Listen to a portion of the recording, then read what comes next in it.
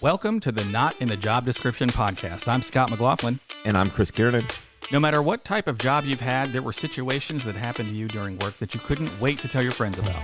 We interview a variety of guests about some of their crazy stories from work, from entry-level food service industry jobs to doctors and attorneys. We will explore funny, gross, embarrassing, scary, and sometimes almost unbelievable stories that people have experienced while on the job. Keep in mind that our guests or the companies they work for may be masked in order to protect the innocent, or maybe even the guilty. On today's episode, we talked to John, who is a firearms instructor. Welcome, John. Hey, thank you for having me on. How's it going, John? It's a beautiful day here in Arizona. It's kind of wet and rainy, which is not typical for us. Yeah, I feel horrible for you. The 348 days of sun, you're going to miss one of them. Right? I moved all the way out here from Ohio to get away from all this, and now it followed me here. Oh, the horror. You got a cloud in the sky. Well, again, thanks for joining us today. I'm very excited for this interview because I know people who are instructors in firearms and things like that, but I've never really talked to them about what they've done. So again, thanks for taking the time to meet with us. And I guess if we can start off, can you tell me a little bit about your background and kind of what you need to do to become a firearms instructor? Well, a little bit about me, I've been in the firearms industry since 2010, 2012, on and off. Most recently, I'm a marketing manager for one of the largest ammo distributors in the country, as well as a firearms instructor. To be a firearms instructor, it's really not hard to get the certifications, but you have to kind of know what you're doing. And we see this quite often in the industry I work in. Is there's a lot of people who think they're firearms instructors, but because the class is super easy, you can get the certificate online for some of it. But that's reassuring. Yeah. Yeah, some of them are really not. And there's a lot of people who saw in the boom of what would be the concealed carry, specifically like Ohio, you're looking at like 2005 on up.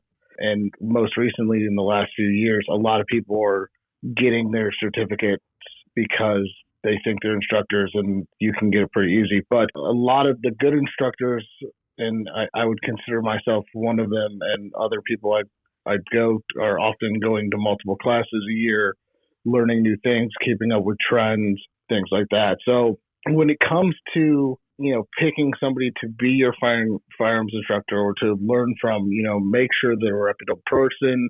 Normally the guy you find on Craigslist is not the best. Tell me about it. That's how I got my last dentist. Never doing that again. Yeah. Or even the guy who, hey, you've all seen it, the sign on the side of the road, $45 CCW class. Right. Those are the guys who normally they can be good, but normally are not the best. So I highly recommend when you go take any instruction to do some research and background on your instructor, talk to them and kind of get what they've done. Some of them will be offended by that, but others will gladly just share what they've done and things like that. And since you brought up concealed carry instruction, I mean, there's firearms instructor teaching you how to shoot better, but then there's also concealed carry instructor. Like, what kind of things do you actually teach? So myself, I teach concealed carry. I teach introduction to pistol. I teach youth riflery. Everybody says this, but it is true. This is, for my industry, this is the cringe moment of everything. Is I'm an NRA certified instructor. I'm a master instructor through CMP.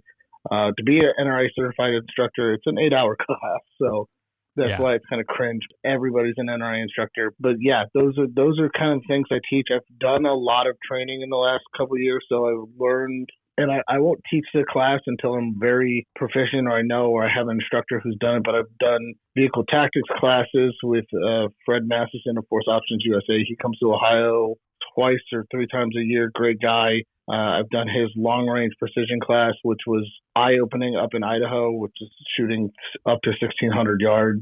Wow.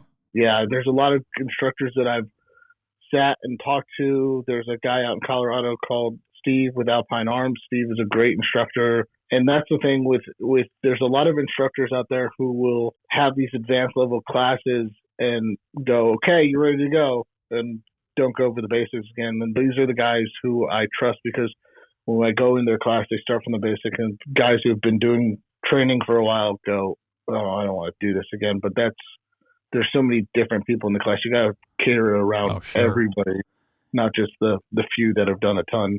Yeah, you definitely want to coach to the lowest common denominator there, lest somebody starts pointing guns around because they're not sure what to do.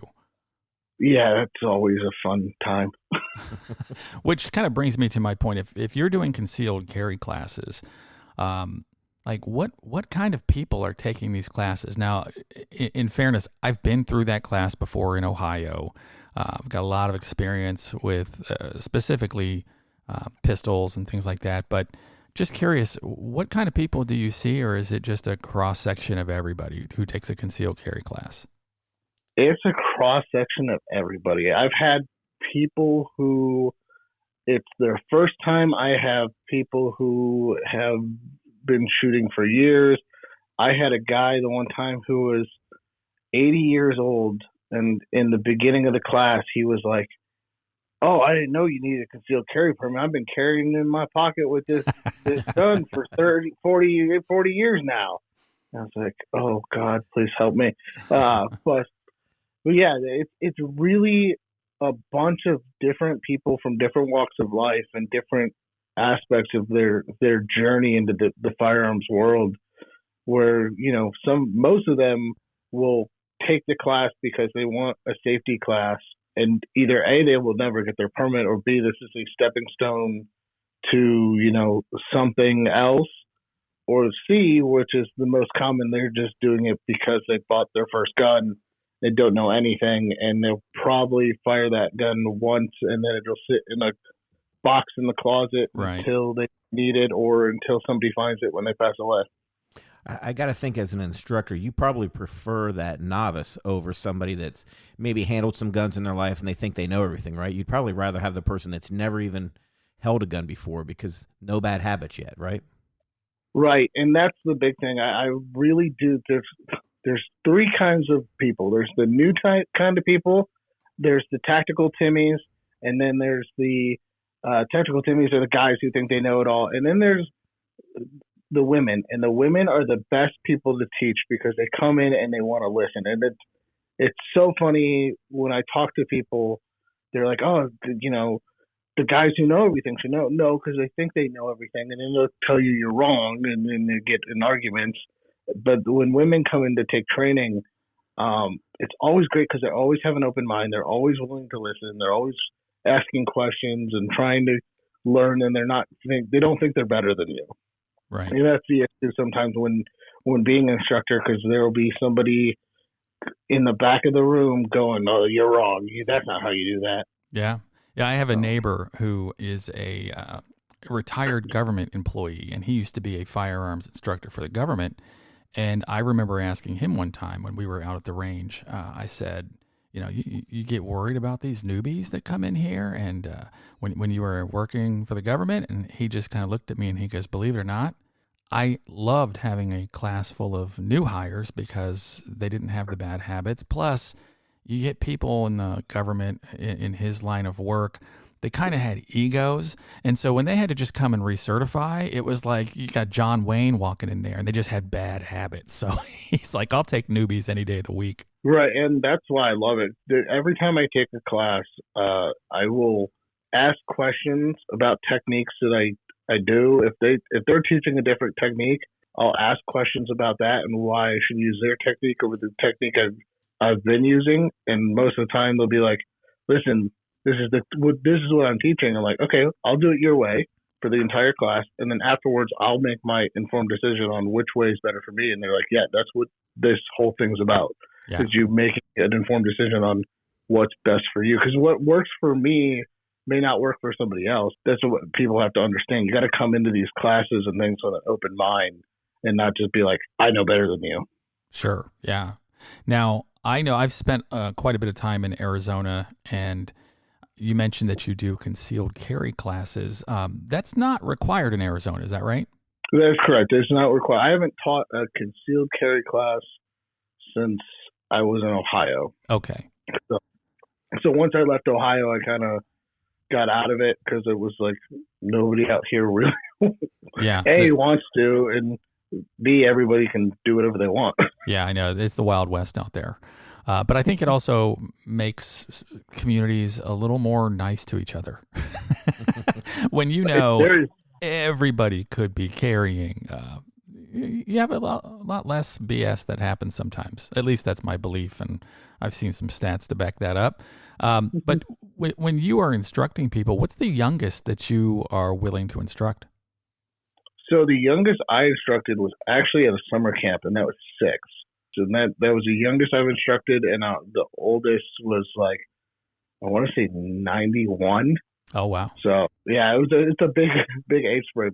The nice thing about teaching kids, especially that young, is they're easy to work with and also hard at the same time because their attention span's about the size of an acorn. Yeah, I've seen Lord of the Flies. I get it.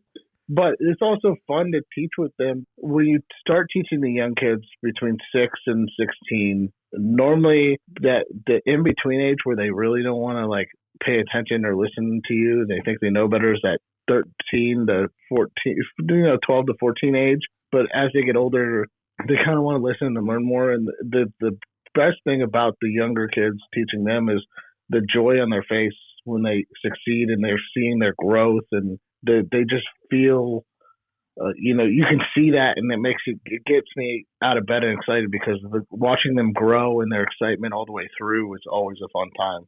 Yeah, and I'd certainly rather have somebody instructing young kids about weapon safety and things like that than them finding their friend's father's, pistol and seeing how it works. So, funny story. I will tell you that I don't like to talk about me, right, Chris? But this one time, I will.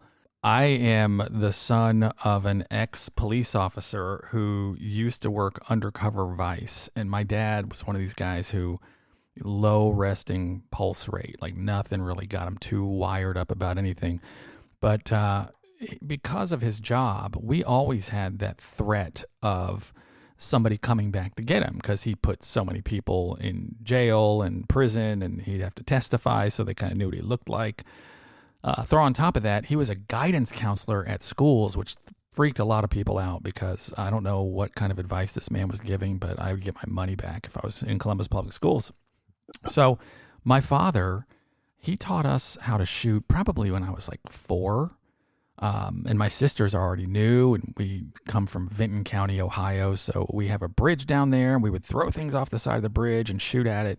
So my dad taught us all kinds of stuff about how to shoot. And his proudest moment when I was a child was in kindergarten when they brought the police officer in and they said, okay, what do you guys do if someone's trying to break into your house? Well, we had already taken this, and we were like, my whole family, we've done this drill before. So I raised my hand, and the police officer goes, yeah, what do you do? And I said, well, you shoot him through the door, and then you open the door, you bring him in, and then you shoot him 3 more times, and then you can call the police. And everyone just looked at me. They were horrified.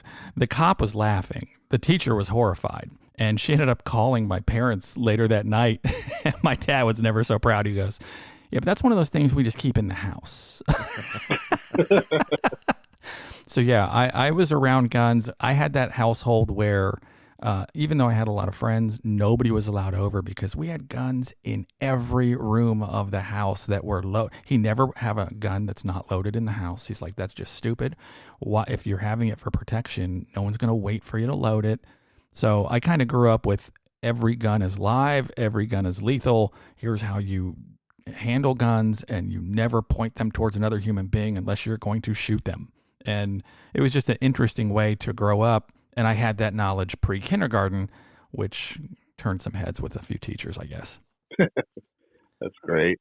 So do you do a lot of, I know out in Arizona, I've spent some time in Scottsdale, and there's some shooting ranges out there that have automatic weapons. Do you do a lot of work with any automatic weapons?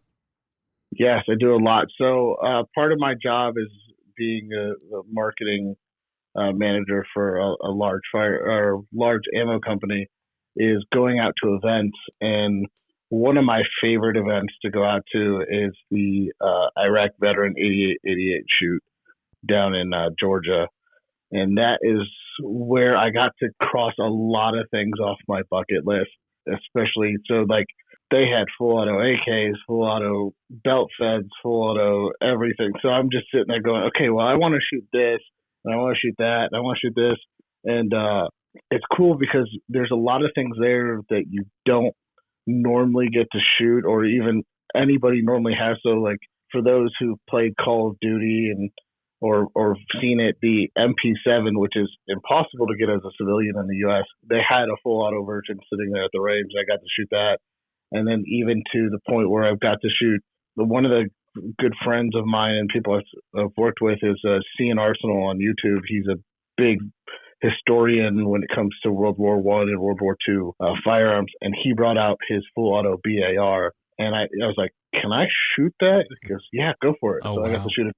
So it was one of those are being at these events, especially industry events, I've got to shoot, a ton of full auto, talking to people, shooting things that aren't even out on the market yet.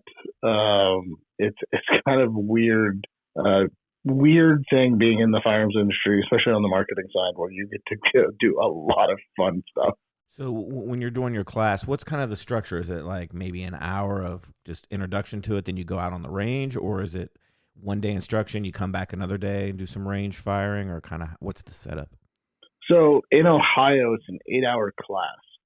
So normally what we would do is we go through, and it all depends on if they were taking a 1 or 2 day class, because we can break that up in a couple ways. So if it was a 1 day class, the morning is the boring part, is where you kind of go through the instruction, talk through everything, and that's normally about 4 hours. Then we'd break for lunch and then do 2 hours of range time. And then the last bit of the class is going back through everything, because for those of you who've taken at least the Ohio class, it is a open note test at the end. So you go back through everything one more time, just kind of touch on things, and then the rest of it's just taking the test. And then I have the honor of scoring through some of these tests and looking at some people's answers, which makes me question my sanity sometimes. And then that's about it really for that. For my youth instructor class, which I teach to summer camps, 2-day class. And the problem with that class is there's not 2 days worth of material. So the first day is normally just kind of talking through things and going through notes. And about halfway through the first day, I go, let's go out to the range. I teach those instructors how to shoot. And then the second day is going through notes and then going through scenarios that I've run into while working with kids. And that is always a good time. Yeah, I got to think when it's time to actually fire there and you have the kids, you're probably on high alert, right? Because although you've spent some time kind of teaching them the gun safety, now that they're out there and they're excited, I got to think, are you firing live rounds or are they blanks? Or I would be a little nervous, I think. They're live rounds. So normally when they're younger, we start with pellet guns because it's a little bit safer, it's a little bit slower, and there's no bang and recoil to it. As they get older, then you go into 22 rifles, and that's where things can get a little dicey. The things I've seen and have happened, just at some point they're laughable, but at the same time, at the time they were like, "What are you thinking? Who taught you and who raised you?" Right. So that's really, there's things like that. One of my scariest moments was there was a kid at camp that we were working with, and he was from Saudi Arabia. And he just could not learn how to not swing the rifle and keep it pointed down range. So one time he had swung it and was like talking and swung it loaded towards the instructors and the kids, and I just grabbed it, pushed it forward, and ripped it out of his hands. I'm like, just go away. I don't want to deal with you anymore. Just go down to the office and you can tell them why you got kicked out today. Oh, wow. So absolutely. I can share a similar story that I had when I was teaching this young little punk how to shoot. And, Luke, when he was little, his mom and I decided we're going to take the kids to the range. So we go to this shooting range in New Albany, and it's where I've shot for a long time. And, we're very much into the safety, and we never kept the idea that we had guns in the house from our kids. And so, we always explain everything downrange all the time, never finger on the trigger, blah, blah, blah. So we've pounded this into their head, but this is their first time really doing it. And while I got Luke standing in front of me with a weapon that's laying down, pointed downrange, but loaded, I said, all right, it's time to pick the weapon up. So he picks it up and he holds it, and then he has a question for me. So he pivots and turns his entire body to the left, and in the two stalls next to us to the left, it's probably about 15 people from a armored car company who are being certified. And he just swung that gun probably across 8 of them. And I grabbed his hand and just slowly moved him forward. And I said, never do that again. But yeah, I was so freaked out, like, oh my God, after everything we've done, you did this. And I think it freaked him out a little bit too, because he almost didn't want to shoot the rest of the day. Like, oh God, I can't believe I did that either. But have you had any nightmare stories on the range or in the classroom? Yes, I could. A few. Working with kids on an outdoor range, we've had a couple where, kids would take pop shots at squirrels. And I was like, what are you doing? Don't do that. That's got to be allowed, right? Yeah. If you want to cook it, it's all yours. Normally that would deter them. They're like, no. But I've had kids, flag and rotate guns. I did have one kid, we caught him mid squib load. He almost blew up the gun. Oh, wow. There was one of those times where, because everybody is shooting and there's only a number of instructors when it comes to this. So normally we'd have 2 instructors up there, one watching the line and one instructing the kids on how to do things. And the co-instructor caught it before I could get over there, and he was like jumping over people to grab him, which was great. So there was that. We had a couple other situations. So at the range I worked at in New Albany, Ohio, is probably the same range you're talking about. Yeah. I had a lady come in and she goes, I'd like to get some instruction. I'm like, okay, yeah, I would love to teach you. And we're mid doing this instruction. She goes, I'm scared of a balloon popping. How loud is this? And I'm like, well, pretty darn loud. So I'm standing there teaching her. She fires the first shot and jumps around immediately. And I have a gun pointing straight at my chest. And I'm like, what are you doing? So I jump out of the way. And because she's new, this is the difference between veteran instructors and new instructors and people who can be kind of hotheads. I calmly took care of the situation. There's a lot of people who would start screaming and stuff in that situation, and that's where things can get bad. I calmly move her out of the way, put the gun down, and I was like, okay, next time let's not do that, please. And we'll keep. So that I learned at that moment, I need to put 2 hands on either side of you to keep you from doing that. I've had a lot of that was one of my main things when I was instructing for the CCW class. Before we would get to the range section, I'd actually have all the people stand off to one side, the right hand side of the range, and I'd grab what's called a blue gun, which is a dummy gun, and I would tell them, hey, if you have an issue, you put the gun down and you turn to talk to me. Don't turn and point it right at me. And we would do this with another instructor. And every once in a while, we have people who wouldn't listen to that, but a lot of people understood. Like once they go, I was like, listen, you got to understand. When you fire, it automatically reloads it on the semi-auto. So when you turn around, you are pointing a live round at the instructor and the people behind you, and they get that understanding. In the classroom, we didn't have any weird incidents with guns going off, but we did have some fun people. One guy was mid-class, and we're talking about legal stuff and about owning a firearm and, the legality and how to, and we were talking about felonies, and he raised his hand and he goes, oh, I can't have a gun with a felony? I've got 3. Oh, my God. You need to leave. I'm pretty sure that was a question on the application for the class. Yes, it was. And they just that one. The other fun one was when you go for, and this was after Ohio did the medical marijuana, we're going over the laws and like, hey, by the way, and the guy came in the morning, you could smell it. It's that really skunky smell. Yeah. And, normally when that happens, you let him sit through the class and then you kind of go, hey. So we're sitting through the class and middle of the class, he is just sitting there like eyes off in space, probably on another planet at this point. And I go, by the way, for those of you who don't know, even though Ohio has medical marijuana, firearms are federally regulated. So if you have a medical marijuana card, you cannot possess a firearm with that medical marijuana or can carry with any marijuana in the car. And the guy just jumped out of his chair, eyes like, what what'd you say?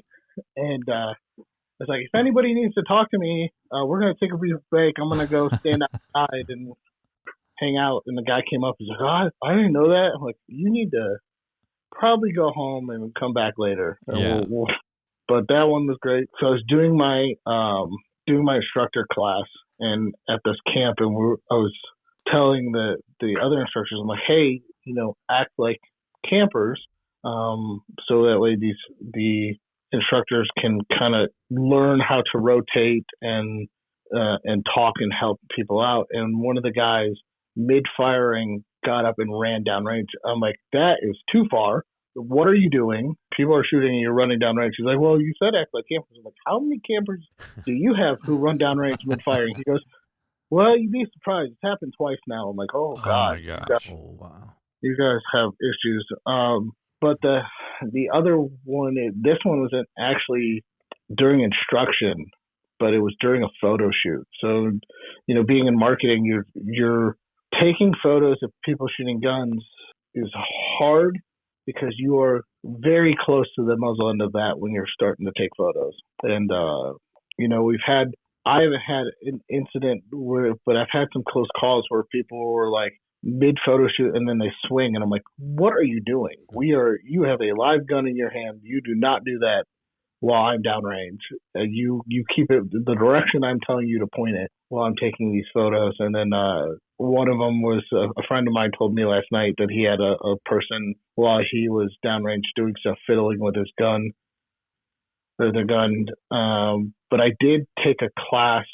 The scariest moment I've ever been in. I was taking a class. It was a advanced tactics for concealed carry class, and this guy who's an industry person, and I won't name who he works for, but we were taking this class, and the guy he was having some draw technique issues. So the instructor's like, yeah, I'll do some one-on-one with you real quick while everybody's grabbing water and something to eat. So we're sitting there grabbing something to eat, and this guy he's watched way too much Call of Duty is racing his gun to the holster. And the instructor's like, don't race your gun to the holster. You need to slow it down. And he keeps doing it. After the third time, he's like, stop racing your gun to the holster. You need to slow down. You really need to slow down because you're not doing it. On the fourth time, he somehow got the plastic of his holster caught into the trigger guard and the gun went off into his leg. Yeah. And that was the scariest moment because he's like, I'm all right. And we're all like, no, you're not. Sit down. Yeah. Yeah. There's some pretty large arteries in that leg. I'd be careful. So he ended up hitting himself in the calf. But yeah, that was the scariest moment. And I felt for the instructor because he was a good friend of mine. And I'm like, are you good? And he goes, I've been doing this for 30 years, and this is the first person to do something that dumb. Oh, yeah. So, yeah, I somehow even recall watching, I don't know what city this was in, but there were two police officers that were talking to students in a classroom, and one of the cops, I have no idea why in a group full of like fourth graders, you'd feel the need to pull out your weapon, but he went and did that and shot himself in the leg in the classroom. I remember seeing that thinking, who thought that was a great idea? Right. Yeah, I've seen that one. I've also seen the guy who shot himself in the leg on video.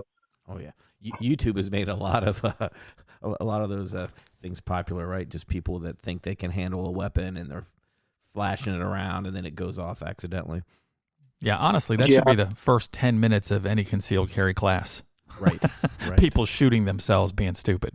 Yeah, there's a story that we told in our concealed carry class, and it's actually out of Ohio. There's a guy who was muzzleloader hunting, and with muzzleloaders, there's only two ways to unload it. One is firing it, and the other one is taking it and putting an air compressor on it and blowing everything out, and that is the worst way of doing it. So the guy fired it, and he thought what he was doing was pointing in a safe direction, but he actually was pointing it at the sky, and it ended up hitting a young lady in a young Amish girl in a buggy. Oh, wow. About half a mile away. And he ended up getting charged for that one. And I've seen that one's a bad story. And the other one I've seen people who just were not safe at the range, and I just want to smack them upside their head. I watched a prominent YouTuber accidentally discharge a 50 BMG, and I'm like, what are you doing? So there's been weird things like that.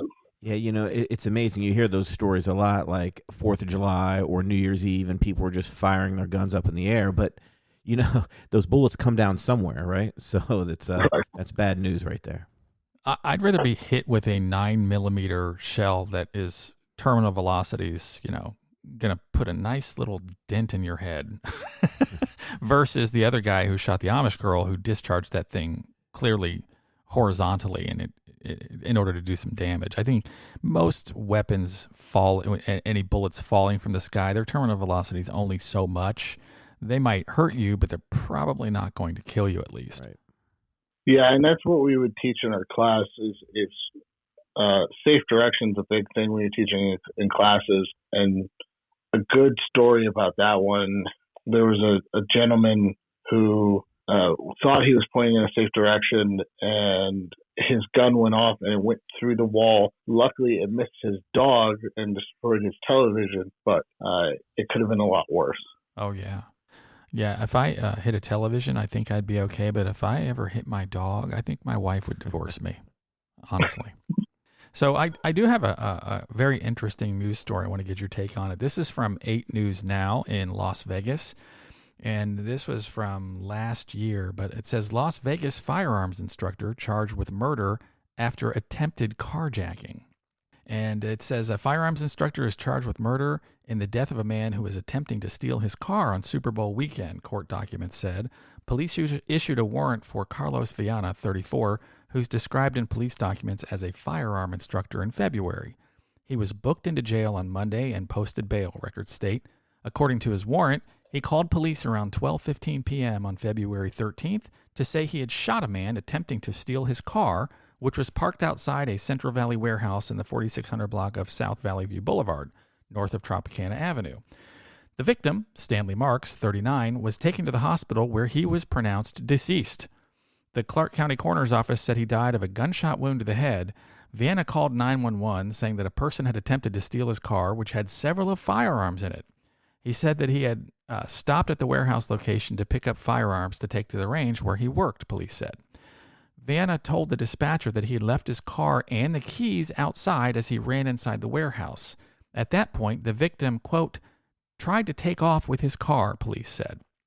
Inside the truck of the car were 3 handguns and 1 fully automatic machine gun, police said.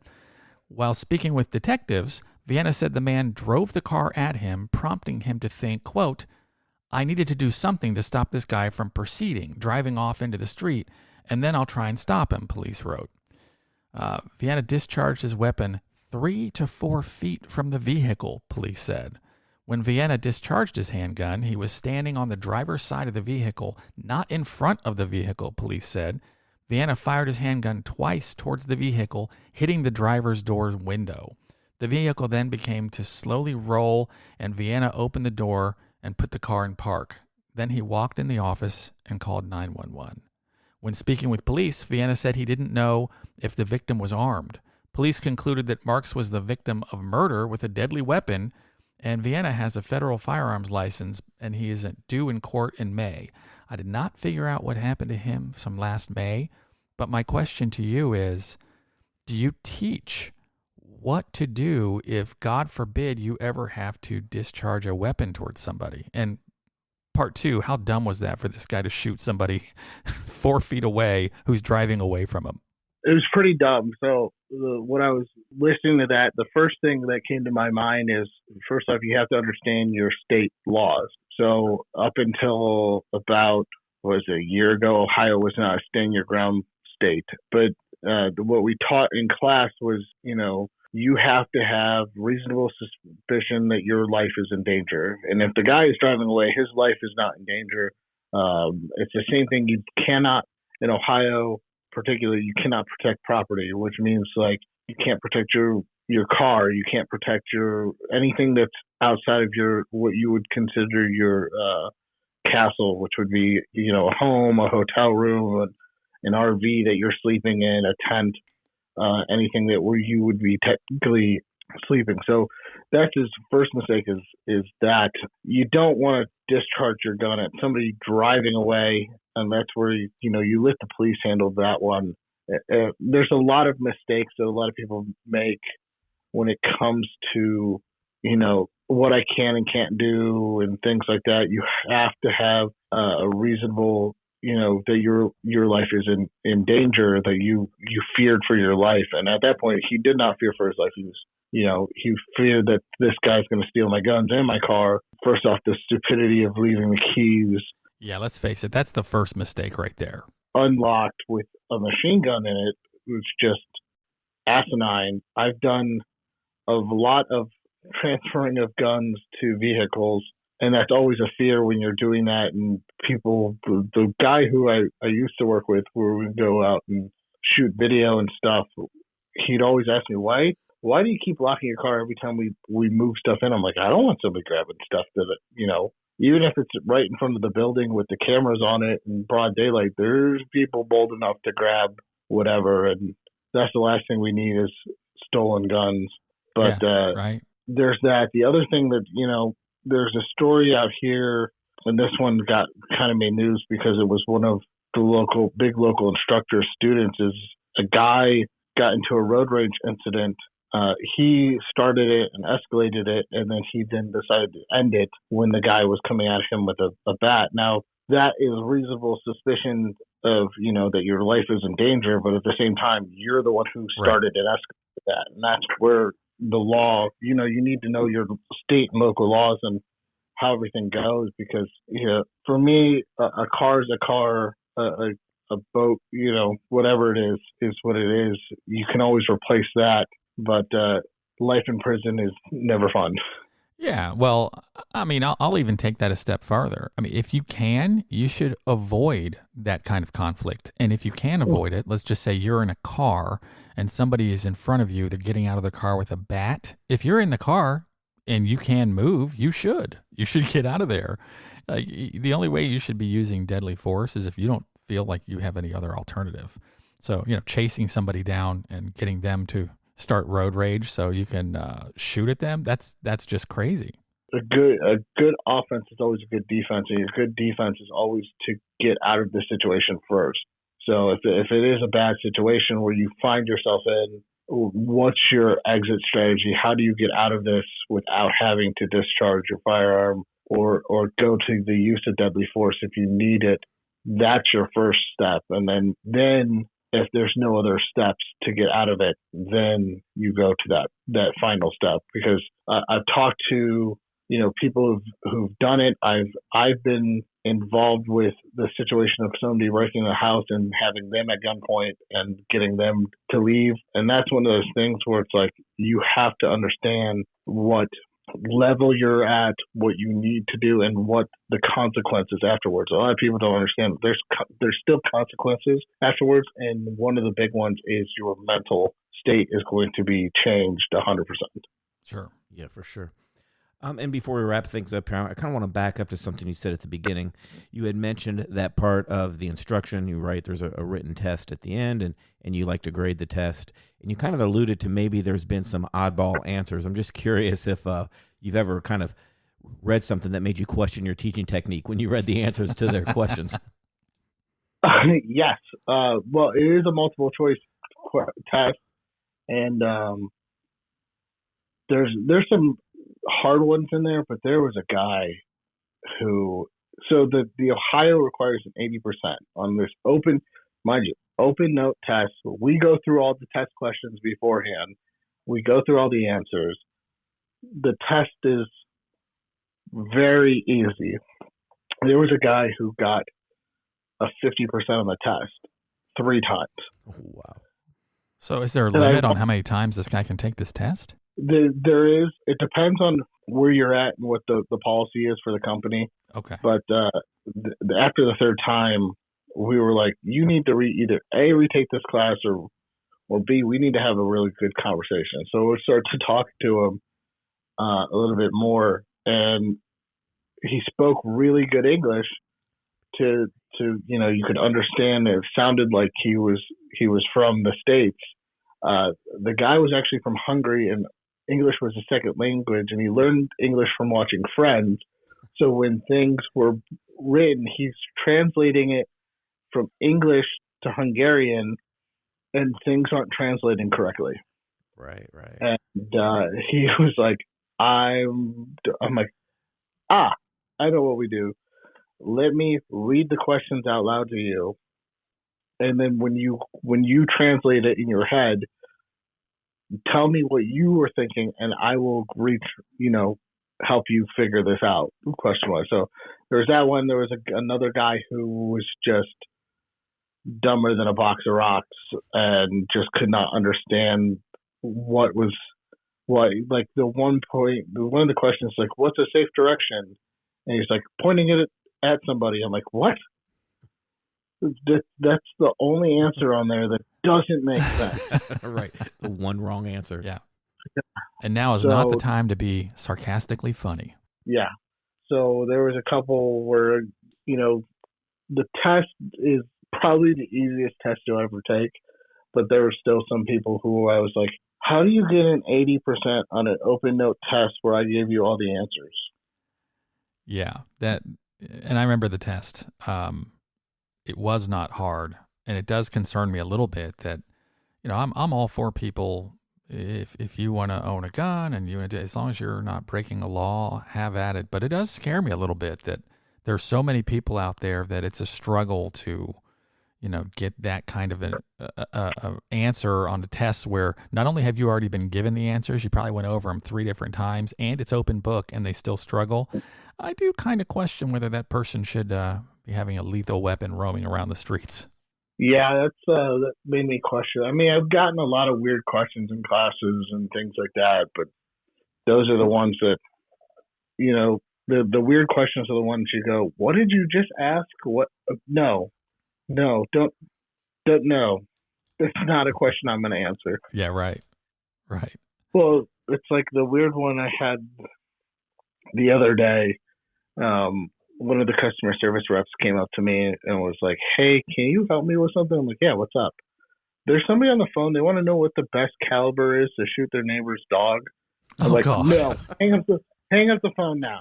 Yeah. Like, yeah.